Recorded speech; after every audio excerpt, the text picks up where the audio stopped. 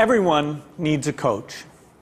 It doesn't matter whether you're a basketball player, a tennis player, a gymnast, or a bridge player. My bridge coach, Sharon Osberg, says there are more pictures of the back of her head than anyone else's in the world. Sorry, Sharon. Here you go. We all need people who will give us feedback. That's how we improve. Unfortunately, there's one group of people who get almost no systematic feedback to help them do their jobs better. And these people have one of the most important jobs in the world. I'm talking about teachers. When Melinda and I learned how little useful feedback most teachers get, we were blown away. Until recently, over 98% of teachers just got one word of feedback: satisfactory. If all my bridge coach ever told me was that I was satisfactory, I would have no hope of ever getting better. How would I know who was the best? How would I know what I was doing differently? Today, districts are revamping the way they evaluate teachers, but we still give them almost no feedback that actually helps them improve their practice. Our teachers deserve better. The system we have today isn't fair to them. It's not fair to students, and it's putting America's global leadership at risk. So today I want to talk about how we can help all teachers get the tools for improvement they want and deserve. Let's start by asking, who's doing well?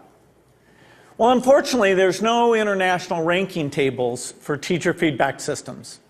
So I looked at the countries whose students perform well academically and looked at what they're doing to help their teachers improve. Consider the rankings for reading proficiency.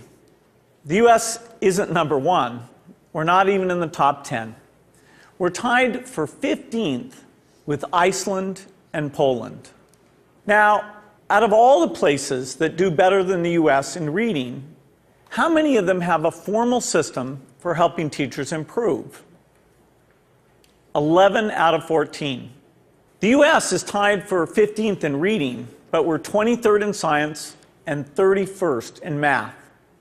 So there's really only one area where we're near the top, and that's in failing to give our teachers the help they need to develop their skills. Let's look at the best academic performer, the province of Shanghai, China. Now, they rank number one across the board in reading, math, and science. And one of the keys to Shanghai's incredible success is the way they help teachers keep improving. They make sure that younger teachers get a chance to watch master teachers at work.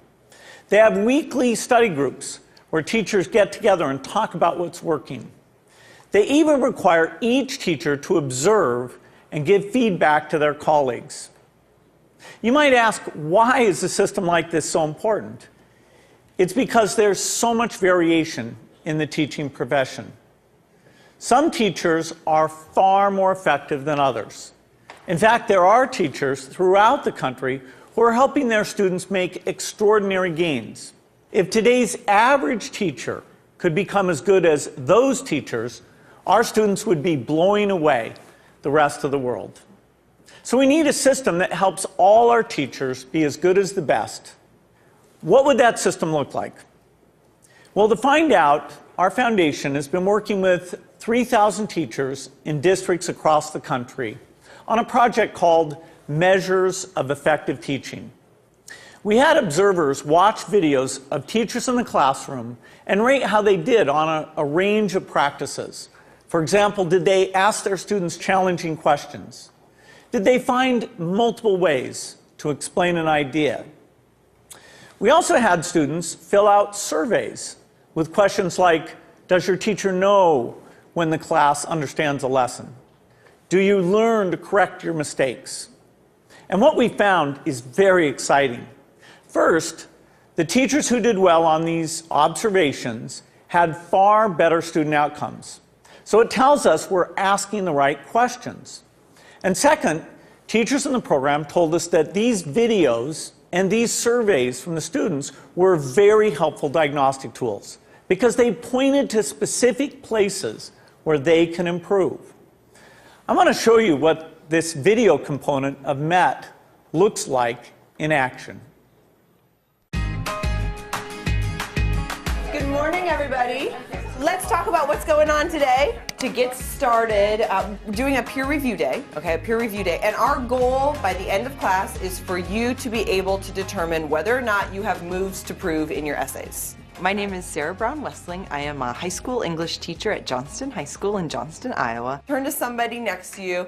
Tell them what you think I mean when I talk about moves to prove. I think that there is a difference for teachers between the abstract of how we see our practice and then the concrete reality of it. Okay, so I would like you to please bring up your papers. I think what video offers for us is a certain degree of reality. You can't really dispute what you see on the video.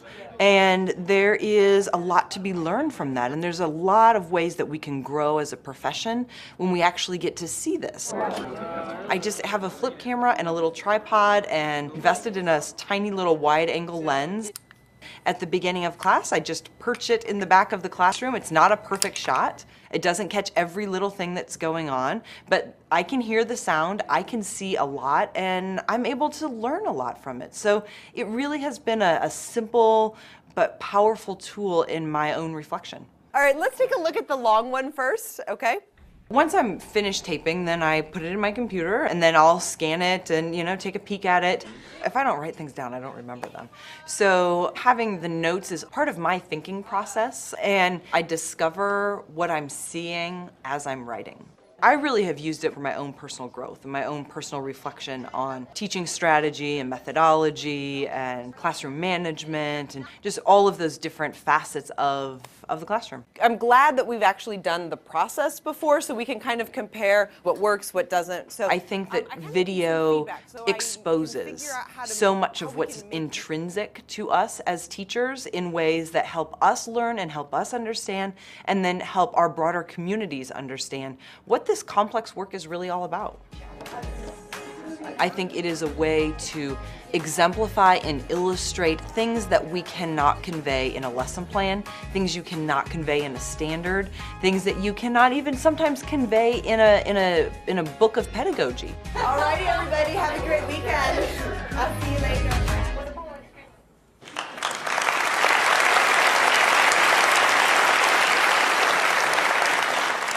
One day, we'd like every classroom in America to look something like that. But we still have more work to do. Diagnosing areas where a teacher needs to improve is only half the battle. We also have to give them the tools they need to act on the diagnosis. If you learn that you need to improve the way you teach fractions, you should be able to watch a video of the best person in the world teaching fractions. So building this complete teacher feedback and improvement system won't be easy. For example, I know some teachers aren't immediately comfortable with the idea of a camera in the classroom. That's understandable. But our experience with MET suggests that if teachers manage the process, if they collect video in their own classrooms and they pick the lessons they want to submit, a lot of them will be eager to participate. Building the system will also require a considerable investment. Our foundation estimates that it could cost up to $5 billion. Now that's a big number, but to put it in perspective, it's less than 2% of what we spend every year on teachers' salaries. The impact for teachers would be phenomenal. We would finally have a way to give them feedback, as well as the means to act on it. But this system would have an even more important benefit for our country. It would put us on a path to making sure all our students get a great education, find a career that's fulfilling and rewarding, and have a chance to live out their dreams. This wouldn't just make us a more successful country. It would also make us a more fair and just one too. I'm excited about the opportunity to give all our teachers the support they want and deserve. I hope you are too. Thank you.